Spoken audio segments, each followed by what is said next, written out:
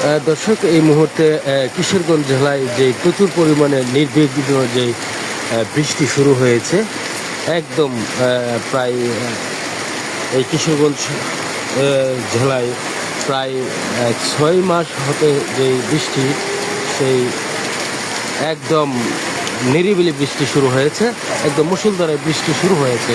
কিন্তু এখানে স্বস্তির যে বৃষ্টি, সেই বৃষ্টি কিন্তু একেবারেই একবার নির্বিঘ্ন যে পরিষ্কার যে ময়লা এবং যে গাছ পালা রয়েছে, সেই কিন্তু যে ময়লা থেকে যে বালু রয়েছে, সেই বালু কিন্তু একদম পরিষ্কারভাবে একদম দ্রুত অবস্থায় হয়েছে। যে আল্লাহর রহমতের বৃষ্টি, সেই বৃষ্টি কিন্তু এখন এ পর্যন্ত যে শুরু হয়েছে, যে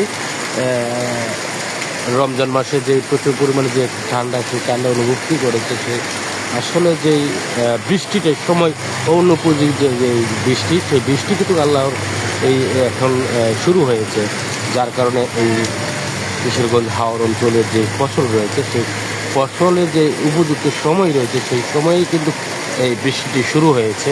তো এই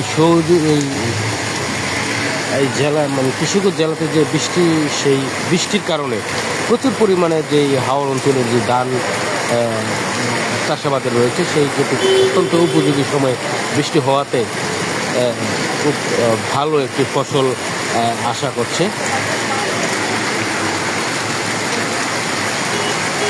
দেখতে পাচ্ছেন যে আসলে একদম স্বস্তির বৃষ্টি।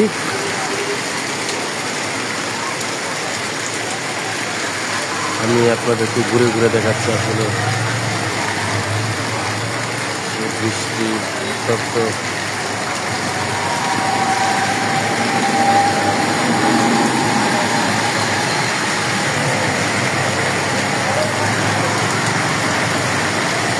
অত্যন্ত চমৎকার একটি আবহাওয়াময় যেই সময়ে বৃষ্টির প্রয়োজন, সেই সময়ে কিন্তু এই বৃষ্টিটি হয়েছে এই কিশোরগঞ্জ জেলায়।